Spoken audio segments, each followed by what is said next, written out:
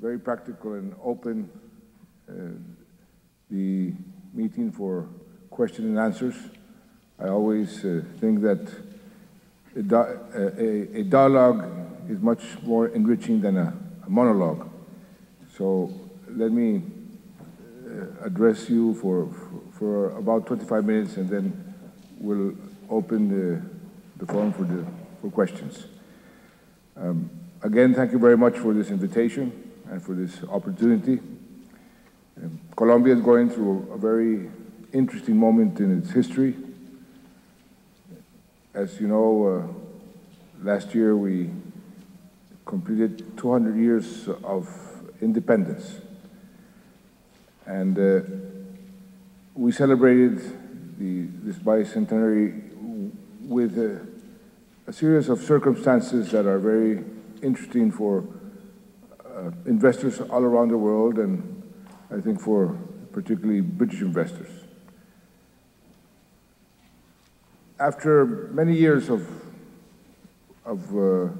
violence and of concentrating our efforts in fighting drugs, violation of human rights, and every bad thing that you could imagine that was happening in Colombia, and that was not a fantasy, it was a reality, we managed to change the situation dramatically.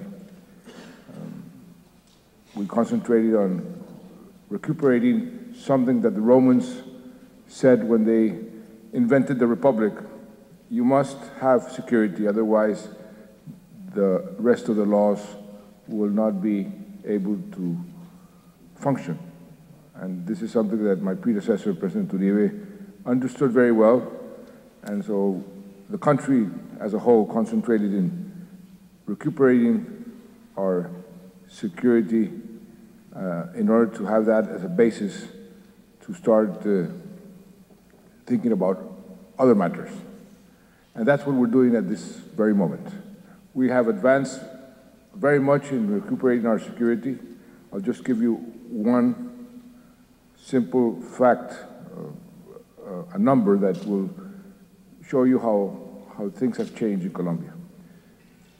10 years ago, out of 1,100 municipalities, 400 mayors were not able to perform their duties from their respective municipality because of security problems. Today, every single mayor is in its respective town performing normally his duties as mayor in every single municipality of Colombia. So this is just an example of the many I could mention of how things have changed. Now, we're not paradise yet. We still have problems. The paramilitaries have demobilized. The FARC are defeated politically. 96, 97% of the population reject them. They're weakened militarily, not defeated yet, but we've been pushing them more and more towards very remote areas. They have, as all groups that feel weak, they started doing pure terrorism, but we are persevering there. And as you know, as you probably saw in the news, we made the biggest blow, we gave them the biggest hit in their history by knocking down their leader about 2 weeks ago. Well, this situation has allowed us to concentrate on the important things, on development, on the economics, on the social progress for Colombia, and that's why we put in place a very coherent development plan. Probably the first time in our history where the development plan is not simply a sum of the different plans of each ministry. We sat down and we wanted to put in place a very coherent plan that had everything related to every other thing. What is happening in the Ministry of Communications in terms of technology has to do with education. What is happening in education has to do with health. what is happening in health has to do with housing. So it's a very coherent plan that was approved by Congress. And we, since the first day, thought that the governability was the key to success, the ability to govern. That's why after I won the elections, I called for a government of national unity. I didn't call for this government of national unity to win the elections. I called for a government of national unity to govern, to be able to have governability. And this call was responded positively by most of the parties, almost all of them, except one. And that has given us a tremendous basis, a very important basis from where to do our reforms and project all our policies. And in the last 15, 16 months, the amount of reforms and constitutional reforms and new laws that we have been able to approve in Congress have no precedent in our recent history. Major reforms that were being thought by many people for many, many years became reality in the last 14, 15 months. And that has allowed us to then move forward on a very ambitious and audacious social project, social policies. And that's what we're putting in place at this moment. A very coherent economic policy complemented with a very ambitious social policy. Both go together. We understand very well how important it is to have economic growth, but at the same time have social progress. So the plan, the national plan, has all these elements in place, and we are monitoring every single indicator in the plan, so the plan moves forward. And the plan has started to give very important results. For example, unemployment. Unemployment has been one of the headaches of our economy for many, many years, as was inflation 10 years ago. 10 years ago, I was Minister of Finance, and I sat down with the board of the central bank and said, listen, inflation is the most regressive of all taxes, because inflation makes the rich richer and the poor poorer. Let's bring down inflation. Colombia used to have one of the highest inflation rates of the whole of Latin America. And we put in place something called, many of you know what this means, the inflation objective policy in the central bank, to start bringing inflation to one digit. At that time was around 22, 23%. This policy has been extremely successful, and today Colombia is one of the countries who has the lowest inflation in the region and one of the lowest in the world, and very stable, low inflation. Our target this year is between 2 and 4%. The same thing we want to do with unemployment, and we put in place a program to bring down unemployment to one digit, less than 10% in 4 years. Well, we have achieved that objective in 15 months. Last month, we proclaimed victory in the sense that for the first time in decades, unemployment was below 10%.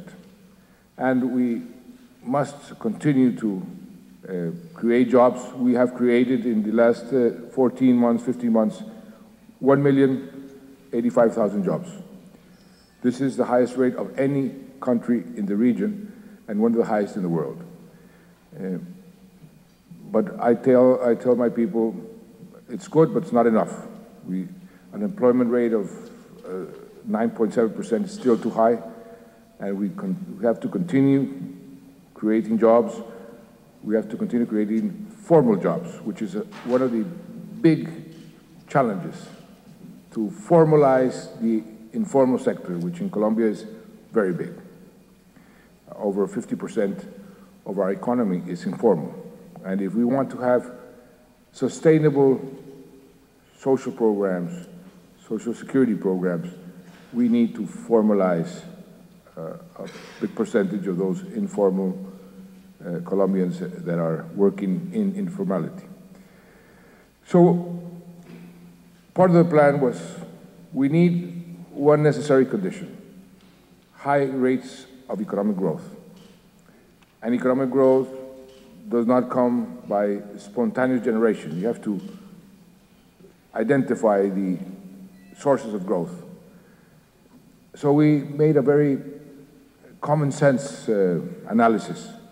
Where is it that we are behind compared to other countries that could, if simply by closing the gap, could give a big push to the economy?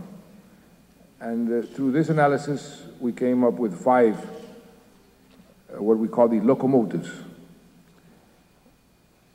The first one was infrastructure. We are way behind in infrastructure. Colombia's indicator in infrastructure, compared to other countries with our similar level of development, we have lagged behind. So we need a very important investment and progress in infrastructure. That was one of the locomotives. Second, housing. We have a huge deficit in housing. Housing is an activity that pushes 32 industries. So if we gave a big push to the housing sector, we'll give a big push to the rest of the economy. And so we set up a very ambitious project of constructing at least 1 million new houses in the next 4 years. And so far, we have been complying with this objective, an objective that many people thought was impossible to do. The third locomotive is the agribusiness. Colombia has almost 5 million acres of land undeveloped. It was like the Wild West in the United States. Because of security problems, the state was not present there. This is a huge potential to increase food production.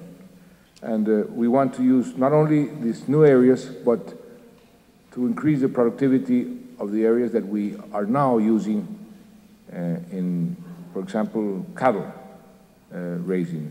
It's probably the most inefficient way of using our land. So there, in the agribusiness, especially in a world that is starting to have a food crisis, there's a tremendous potential there. The fourth locomotive is one that has been growing at a very high rate anyway. It's oil and mining. It's a tremendous interest in investing in Colombia in oil and mining. These two activities have been growing around 12, 13, 14% per year, and we want to continue to grow around these figures. And the fifth locomotive that we identified as a source of growth, and not only as a source of growth, but in order to make our growth sustainable in the future, is innovation. All of Latin American economies have been signaled as economies with very low productivity. Every analysis that every economist makes about our economies, that one of the problems is that we have very low productivity. And if you analyze the countries that have had high rates of growth over a period of time, you discover that productivity and innovation explains at least 50% of the growth. And in the case of Colombia, that is less than 0.15%. So there's a tremendous potential there to grow. So innovation and to internalize the culture of innovation. And here in England, this is something which you have very much in your processes and in your culture. And there we can learn quite a bit. So these are the 5 locomotives that we have identified in order to achieve a high rate of growth. And as a complement, as I said, the social policies, we have put in place a very audacious program to fight poverty. Colombia still has a very, very high, too high percentage of people that are considered poor, and 16% or between 15 and 16% are considered extreme poor. So we put in place some specific projects to address those 2 issues. We have a plan, and we have already identified 350,000 families. They're in our computers with the indicators that we have to address in order to graduate them. We call them graduating from extreme poverty. That would be about 1.2 million. And we want to decrease the rate of poverty from 36 to 32 or 31%. This is a good economic also decision, because these are, the more middle class you have, you take people out of poverty, the more consumers you have. So you have a source of growth there, which is extremely important. And this is one of the big assets that not only Colombia, but Latin America has compared to many places in the world. We have a young population and a population that is increasing in its purchasing power. The marginal increase from poverty to middle class is something that for any company, as I discussed with as a matter of fact, with the Unilever chairman who was in Colombia some months ago, and he was making a big investment, said, I see that you plan to take many people out of poverty. This is an ideal place for me to be, because I can sell my products to these people who are going to have the purchasing power. And as I was saying, the indicators so far have been extremely positive. Not only the unemployment, growth, we will grow this year at, I would say, at least 5.5%. The growth figures of the third quarter, what they tell me should be around 6.7%, which is a very interesting and high rate of growth. And the important thing is that it's sustainable. We're not creating bubbles. We're not overheating the economy. On the contrary, one of the things we have done is to have a very responsible macroeconomic policy. And we used this national unity to approve some reforms, such as we changed the Constitution to introduce the concept of fiscal sustainability in our Constitution as a criteria to be taken into account by every single power when they take a decision. If the Congress approves a law, they have to take into account the concept of fiscal sustainability. How much does it cost? If a court or a judge makes a ruling, this criteria has to be taken into account. And of course, the executive government, the executive power, the government also. But not only that, we approved this concept of this criteria to be introduced in our Constitution, and simultaneously we approved a law called the fiscal rule, whereby we force the government, central government, to respect some limits in our spending, in our expenditure. So our deficit will not grow more than X% per year, and if it grows a bit more, by law, you have to adjust it the year afterwards. Now, our fiscal situation right now is very, very healthy. Our income, the tax income, has increased simply by closing loopholes and fighting corruption. It's increased more than double what we thought it would increase.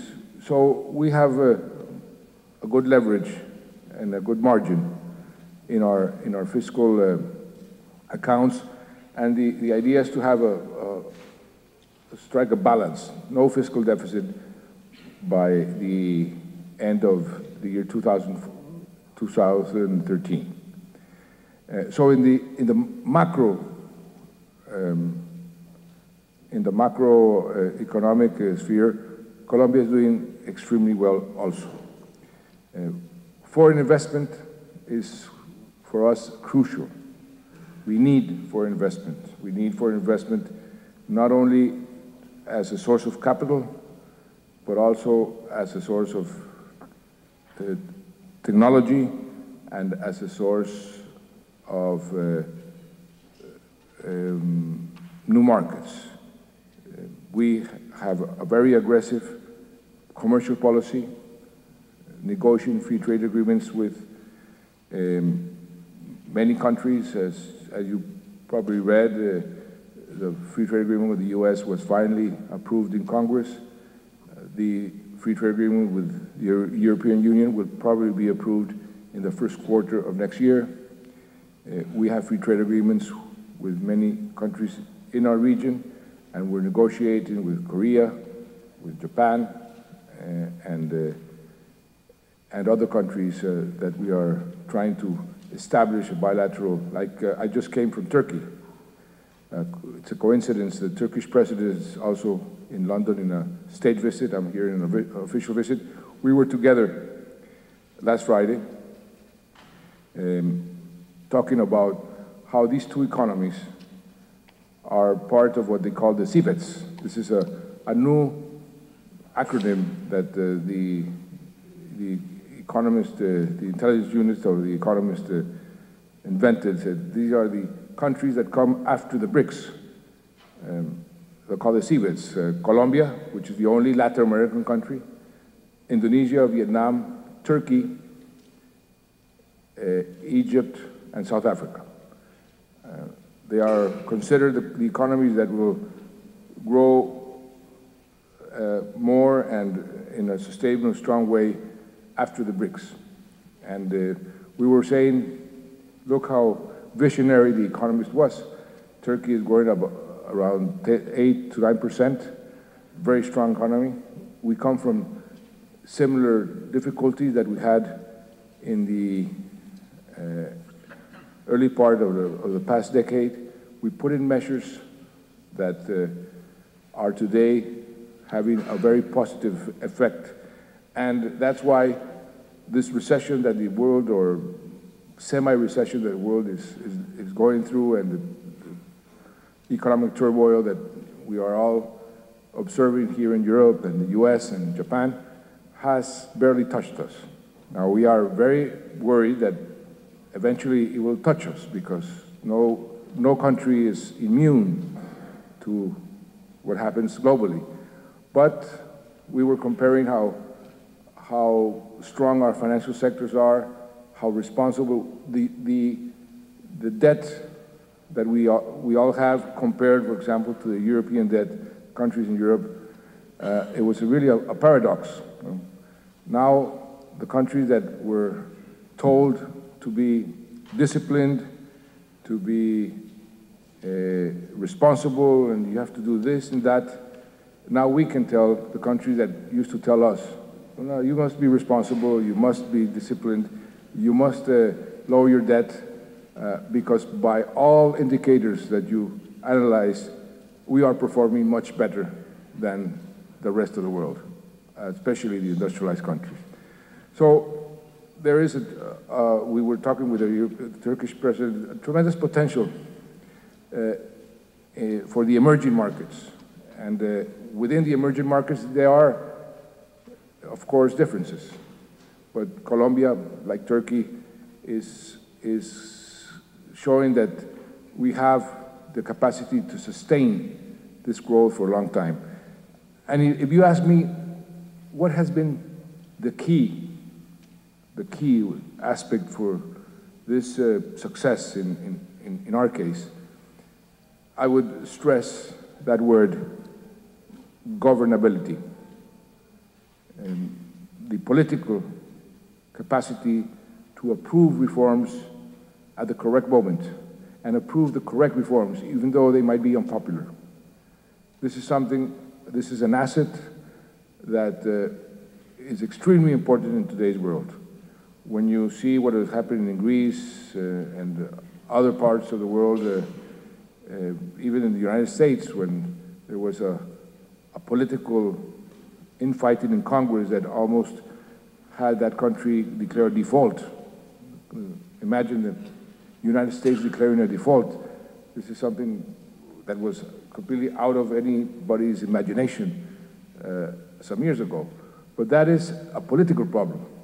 And that is something that in Colombia, fortunately, so far, and nothing is guaranteed and is permanent, but we have managed to have in a very effective way. I sometimes feel embarrassed when the Turkish president said, "How many people? What percentage of the Congress do you have?" And I say, "I'm sorry to say, but I only have 92%." And he said, "This is a big asset that you have to cherish every day, because that is what allows you to take the correct decisions." And another asset that we have in the case of Colombia is the optimism of the people. You go to Colombia and you feel a country that has optimism and that thinks that their children are going to have a better life than them. And so they work for that. And there's enthusiasm in innovating and in building new businesses, new enterprises. And that's a very important asset to have in today's world. If you ask around the European Union or the United States or Japan, the same question, do you think your children will have a better future? The majority say no. And I say optimism is like the sun to the plants, makes them grow. And where there's no optimism, there's no sun, there's no growth. And this is another thing that I cherish very much, and I try to stimulate every day in the Colombian atmosphere. Now, again, we still have tremendous problems, but I think we're going in the correct direction, and we're putting in place the correct policies. We have a working democracy. We have had, fortunately, in Colombia, the country in Latin America with the oldest democracy, in spite of the problems we've had, the tremendous violence that we've gone through. Our institutions have survived. We're trying to make them stronger and stronger every day. I believe very much in the importance of institutions for a democracy and a country to be able to resist whatever problem appears. And this is something that, fortunately, Colombia, since the 200 years ago when we gained our independence, this is something that we have cherished and defended very much the strength of our democracy and our institutions. And in today's world, part of the program that I have is precisely that. We made peace with our neighbors, the region. We're living in a region which is very interesting in today's world, Latin America. You have heard about the future of Latin America, the tremendous future of Latin America, but it never comes. I think in the next years it will come, because we have what the rest of the world needs. We have energy, we have water, we have biodiversity, we have a young population, we have water, food production, the potential to increase. All of those elements are present in the whole of Latin America. And Colombia, within the region, is particularly endowed with all these resources, with a big, good human capital, so we are trying to attract investment. I'm very happy to see that in a study that the Chamber of Commerce, Colombia, UK Chamber of Commerce, did some weeks ago, they said they expected the UK to invest $3.4 billion in the next 3 years in Colombia. Well, I welcome that investment very much. This is what we want, because this investment will be good for the UK and good for Colombia. This is a win-win situation. Colombia and the UK have many things in common, many things to look for, united, and I give a special importance, that's one of the reasons I'm here in the UK, to this relationship with the UK. Not only because I lived here, and I studied here, and I have a special, the UK has, London has conquered a special part of my heart, but also because I've admired the British for many, many years, and I know how we can work together in many things. You have, for example, a very strong small and medium-sized companies, sectors. We also have small and medium-sized. If we can put these two sectors to work together, if your education system, that is very good, I know it, I've studied here, if we can import some of your good education, your technology, your strive for innovation, all these things will find in Colombia a very fertile ground to grow. And if it grows, it'll be good for you and good for us. So that's why I am so happy to be here and to be here in the city. And in my first meeting of these 2 days, that will be quite hectic, but I'm sure they can be very useful. So with that, I will stop and maybe answer some questions, because I think, as I said at the beginning, a dialogue is much more enriching than a monologue. Thank you very much.